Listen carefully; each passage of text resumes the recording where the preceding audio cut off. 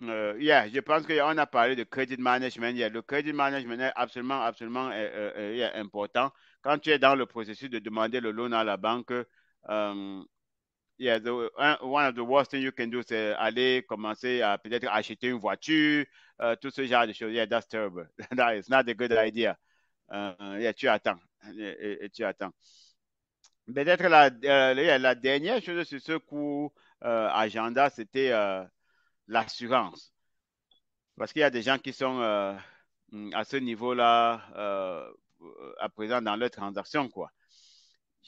Et chaque fois quand on va demander l'assurance, et lorsque quelqu'un est on the compte, attends, non, je pense que j'ai partagé ça la semaine, la semaine dernière.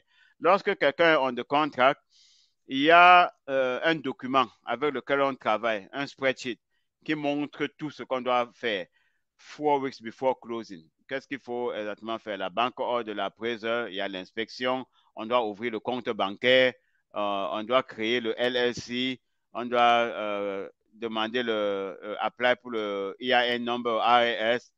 Il y a toute une liste de choses qu'on doit faire, quoi. Ça, c'est le checklist. Je suis un big fan de checklist. Quand tu as le checklist, tu n'oublies rien. Ça facilite beaucoup la vie.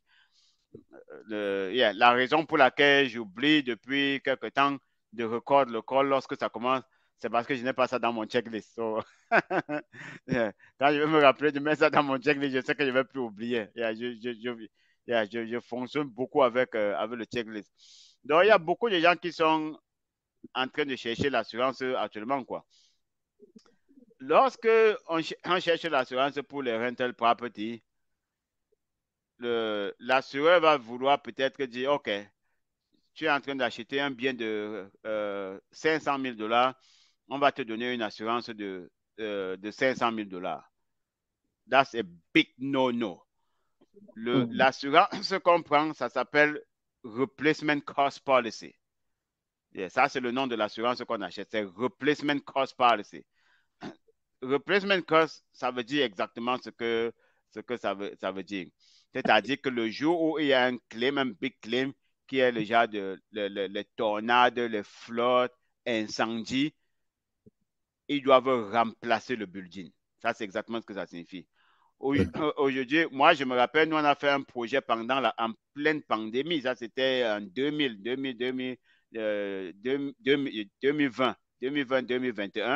où le prix du bois à Home Depot, ça coûtait aujourd'hui, c'est revenu au même prix. Ça coûtait peut-être que 2 dollars, quelque chose. En ce moment-là, chaque semaine, le prix de 2x4 augmentait à Home Depot. C'est passé de 2 dollars à 8 dollars. Yes. Ça, c'est là où les prix de construction étaient, quoi. Mhm. Pendant la pandémie, vous vous rappelez, il y avait le supply chain management issue, Mhm. toutes ces histoires qu'ils nous ont racontées pour augmenter les prix des choses là. Les, en ce moment, si la construction de ton building, ça coûte 500 000, lorsque le prix du bois quitte de 2 dollars à 8 dollars, ça veut dire que ce même building peut coûter 2 millions. Mhm. Et il y a ce genre de claim, la banque va te donner 500 000. Là, tu Mhm. es in big, big, big trouble. Donc, l'assurance qu'on demande, c'est le replacement cost. Donc, lorsqu'il y a ce genre de claim, s'il y a incendie, par exemple, prenons worst case scenario, s'il y a un incendie, par exemple, tu ne te déranges pas, ils vont construire un autre building. Ça, c'est l'assurance des landlords. C'est replacement cost policy. Donc, bon, si je comprends bien, Mhm. ça veut que dire aucun montant n'est spécifié dans ce policy-là. Non, ça, c'est une très bonne question. Eux, ils spécifient un montant. Ils vont mettre 1 million, 2 millions.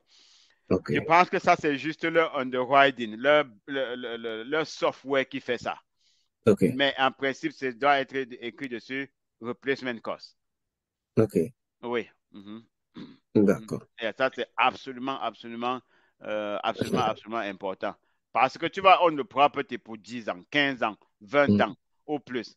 Le prix de construction en 2023, ce ne sera pas le même prix de construction dans 10 ans, dans 15 ans, dans 20 ans.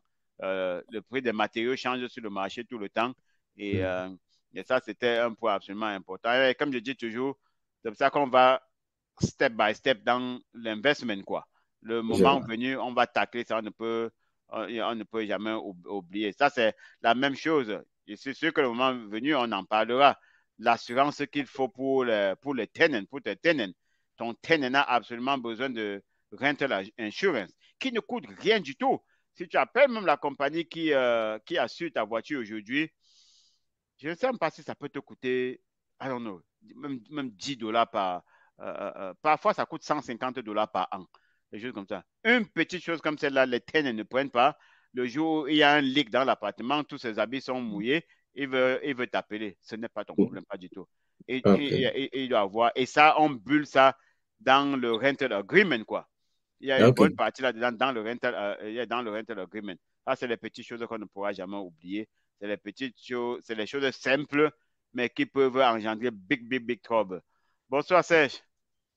Yeah, bonsoir, Jérémy. Hmm. Yeah, tout à l'heure, lorsque j'ai joint D'accord. le call, tu étais en train de développer le point concernant le 401k. Ouais. Et le conseil que tu disais, c'est que il était question dès à présent pour ceux qui aspirent utiliser le 401k comme étant Source de leur down payment. down payment. Mais ma question est celle-ci. Si on prend ça aujourd'hui, d'autant plus que j'aurais entendu dire que le 401k, lorsqu'il est emprunté pour des objectifs comme ceux-là, à savoir l'investissement d'immobilier, cela n'engendre pas un certain taux d'intérêt bien précis. Et si c'est que j'engage le processus maintenant, n'ayant pas une preuve pour apporter auprès de mon gestionnaire de 401k de ce que je suis en train de pouvoir prendre ça dans l'optique future, de pouvoir mettre comme down payment quelque part, est-ce que ce ne serait pas plus compliqué en ce moment-là, au lieu d'attendre au moment où j'ai engagé les procédures jusqu'à ce que j'ai toutes les preuves requises pour pouvoir convaincre afin de pouvoir bénéficier de tous les atouts qui entourent ce prêt-là, qui encadrent ce prêt-là? Je pense que la première chose, Serge, ça c'est une suggestion que je vais faire, c'est que dès la semaine prochaine, par exemple, n'est-ce pas, tu, tu appelles ton custodian, Fidelity, Vanguard, Schwab, n'importe qui, tu appelles ton custodian juste pour poser la question. Parce que le 401k loan, à ce que je sache, je vais ajouter autre chose tout à l'heure par rapport à ça. Je pense que j'ai oublié ça tout à l'heure. Lorsque tu fais ce prêt, ça, bien sûr, c'est ton argent que tu es en train de prendre. Tu n'as pas à justifier. Je vais revenir dessus sur justifier. Ça, c'est entre guillemets. Tu ne le dis en principe pas. Ça, c'est le 401k loan. Again, ce n'est peut-être pas le rollover RRA où le RRS a défini ce que tu peux faire avec le rollover RRA. Tu ne peux pas investir dans les precious metals avec le RRA. Tu ne peux pas investir dans je ne sais pas s'il y a encore le oil and gas. Of course, tu ne peux pas investir dans le crypto avec le RRA. Tu peux investir dans le real estate avec le RRA. Ça, c'est autre chose. Mais avec le 401k loan, je ne pense pas qu'il y a cette restriction. C'est pour ça que je suggère que appelle un peu ton custodian la semaine prochaine, juste pour lui poser la question, quoi. Et là, on va encore avoir la conversation. L'autre chose que je voulais ajouter, que je pense avoir oublié tout à l'heure, c'est parce que je venais d'avoir cette information. Comme vous savez, les choses changent tout le temps.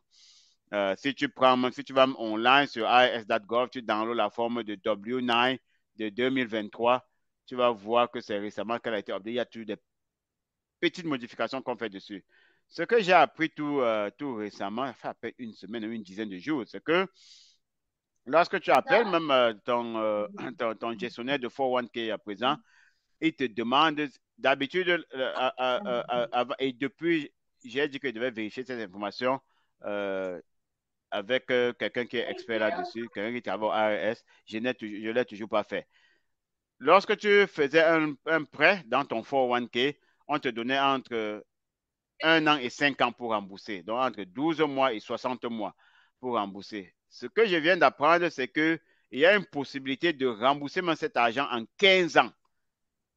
On vient de m'apprendre ça, je n'ai pas encore vérifié. Et quand tu appelles, il te pose la question de savoir si tu es en train de prendre cet argent pour acheter de real estate.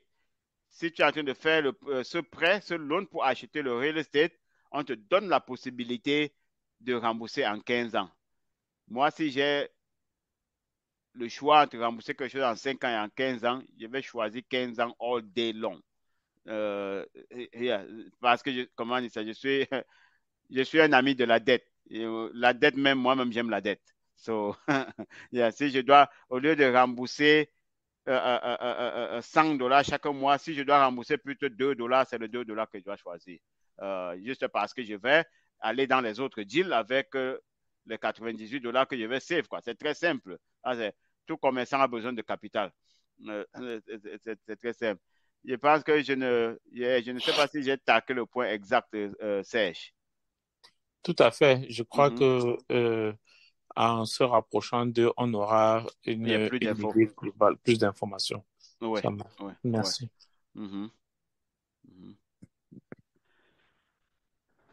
Bonsoir Pascal. Bonsoir. Ah, c'est dit qui tu es là, l'homme de Cleveland. Oui, ouais, je suis là. Ok. Monsieur Jérémy? Bonsoir. Bonsoir. Et j'en profite si je peux, hein. Absolument. Ma fille. Je suis sur un deal là, un fixed unit, sur Baltimore, Clearfield, à 500 000. Il le vend à 500 000, le fixed unit. Et il doit encore 300 000 à la banque. Il est prêt, il est d'accord pour transférer son loan. Ça, je n'ai pas bien compris de quoi il s'agit. Ok, donc ça, il veut que tu assumes son loan. Exactement, avec son taux d'intérêt. Son taux d'intérêt, j'espère que c'est moins de 3, moins de 4 ou moins de 5%. Moins de 4%, il a 3,5%. Tu dois attaquer ce deal avec toute ton énergie. C'est ce que je peux te dire. Est-ce que tu sais s'il veut faire le 1031 exchange? Tu sais